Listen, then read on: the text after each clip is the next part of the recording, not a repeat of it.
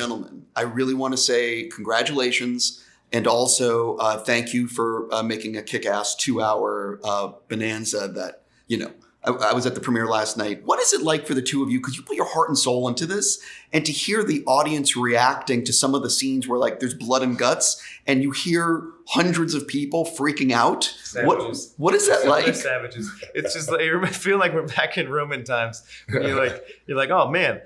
Yeah, well, what's wrong with gladiatorial pit, people fighting and screaming and cheering. Well, I was talking about that this morning, and I think the justification for that is like that I tell myself is that what that proves is I think that we did a decent job of setting up that moment so that when the payoff comes, there's a cathartic release from the audience, so they feel free to cheer and get excited because of the stakes that we set before that. So it's not just cheering for the sake of violence. It's justice in that moment. And so I think we did a pretty good job. I think the audience spoke pretty clearly last night about the setup and payoffs. Yeah, that was the first time I'd seen the film with an audience, and it's interesting. It's hard to get, and you try your best. Sam sits in the edit room for months, 12 months, and I get sent edits, and then I'll watch them at home on TV or laptop and give notes and so on. And then to see it all come together on the big screen with a big crowd is the real measuring stick. Yeah. That's where you get a real instant gratification, instant feedback. You understand what plays.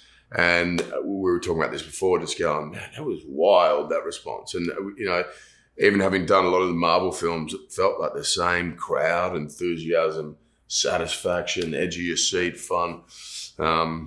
It was very, very cool. Yeah, when a person or two gets killed in the movie, the girls to the left of me were freaking out. They were so excited when someone got killed. I'm not going to say why, but they wanted revenge. They were, you know what I mean? Yeah.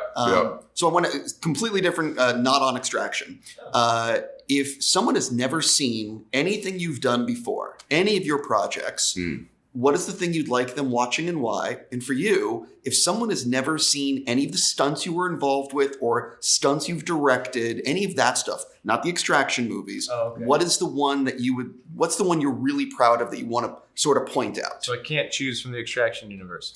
No, I want to keep to other things, but we're going to come back to Extraction. All right. He asked you first. You go first. Do you mean a film that I have done that I would say? Yeah, like a previous project that if someone has never seen anything you've done that you'd like them watching. Go watch me do cool stuff. What's my least favorite film? So Home and Away or Dancing with the Stars. Home and Away was a soap opera I did in Australia. That'll give you a real feel of the extent or the limitations of me as an artist. I'm going to go the other way and go with something that kind of towards the peak of my stunt career, probably Captain America Civil War.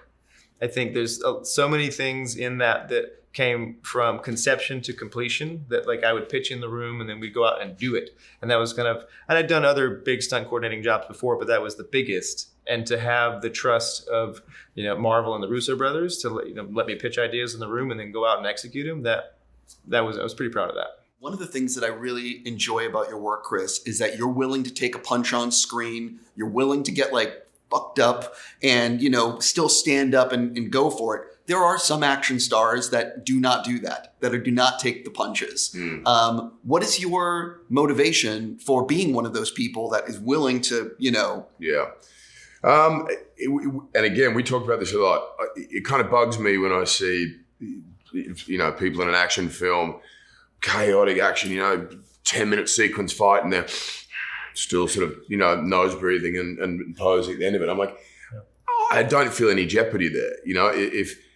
If I'm not concerned, as in me on camera, and I'm not, going through hell, I think it's hard for the audience to empathize with that or understand that the stakes are high, And I understand the kind of wanting to present a movie star strong sort of image, but I enjoy the exhaustion, the grit, the pain being registered, the sweat, the blood, all of it.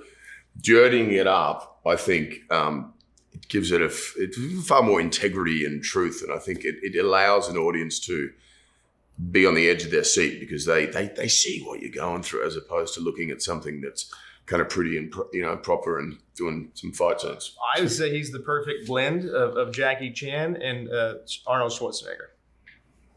Because you got the Chan that always had people on screen better than him, and he always got beat up, and then in a very entertaining way, and not afraid to take a punch. But then you had like standing on a train with a minigun, looking like a total, badass from the 1980s action movies. It's like the perfect blend that this guy brings to the screen, I think. The first film was a massive hit for Netflix. This is going to be a massive hit for Netflix. I know it is. This is 100%. I know that they're immediately going to ask, what about another one? And I know you're still presenting this, but how much because it's a huge time commitment to make these movies. Yeah. How much are you guys already thinking about? Well, because it's also a ton of work for you on screen. Have you guys had the conversations, or are you sort of like, we're going to take a year or two? We've had some conversations. But, I mean, even back in the first film when we thought the character was, done and dusted, that's how the original script was, and he died. There was no plan to do a sequel. We were just creatively, for the fun of it, sitting around going, imagine if he did this, and imagine if he fought this character from that movie, and just the fun of it all and the exploration to see where these characters could go. So, and even we don't know if there's a third film. We hope, if people respond to it, we'd love to make another one. And again, that would be the same thing, getting in a room with Joe Russo, Sam, producers, and the collaboration about, well, what can we do now that's unexpected? How can we pivot in some way and tonally maybe have a little adjustment so it doesn't feel redundant or repetitive? I definitely am almost out of time. I'm going to have to ask, because I have you later today for a long time. We're doing a screening. I definitely want to ask you, I've recently spoken to Lorenzo about the Transformers franchise and Transformers 1. And I spoke to Scarlett yesterday. You voice Optimus before Optimus. What was your reasoning for signing on for Transformers 1? And what was your take when you saw some of the animation from ILM? Because Lorenzo tells me, and Scarlett even said, it looks incredible. Yeah. It does. It looks incredible. I love the script. It was one where I was not sure. I hadn't done an animation before. And then I mentioned to my kids and they went, oh, yeah, that's awesome. And so it's been really fun putting down some of the dialogue and weaving it in with the early days of the animation. It's cool. It's exciting. It's Optimus Prime. Come on.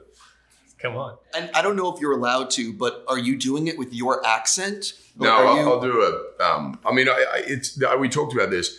The Optimus Prime that you hear on the screen in the films is an older, mature, this has been around for many, many, many, many years. This is the sort of origin story. So it's the younger version of him. And so there's sort of hints and colorings that hopefully resonate enough with the Optimus Prime we know, but it is a youthful version of him and different. But he won't be Australian. Right.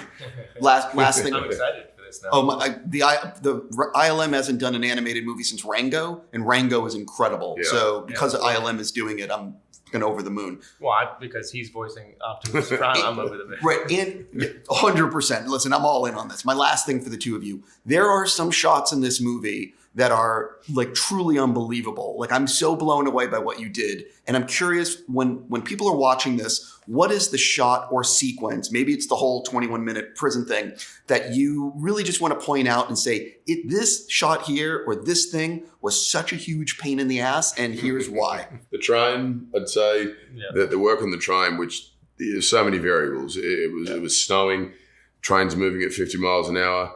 I'm on top of the train. There's a helicopter 20 feet in front of me, flying backwards. Helicopters, landing on trains, 6 guys jumping out, climbing down the side of the train into the cabin, into a fight sequence. That was the most complicated, I think, for me, and equally as terrifying as it was exhilarating and exciting. And I think, by the time it gets to that sequence, people are kind of blown away, as we were. I would say challenge. I don't know about pain in the ass. I mean, every movie, every sequence has its challenges. I think, but the great part about this is because it was in camera and because you're working with such great people. Yeah, at the time it might feel like a pain in the ass, meaning it's difficult and you're pushing yourself and you're uncomfortable. But that means you're growing. and you're doing things that we hadn't done before, and you're pushing yourself, and then you get to see the audience reaction a year later after you do it, and you go, well, that's why we did that sequence. You know what I mean? So it's all worth it in the end. As difficult as that stuff was, I think that was a real growth process for me as a filmmaker, and hopefully for him as an actor. Sure. Yeah, I don't know how you're going to top this. In all seriousness, I don't either. But we thought that last time too. It's true. So that is true. a little bit of fear is a good motivator. It is. It's good room to grow. And on that note, I wasn't sure. Thanks, Listen, great seeing you both. Thank you.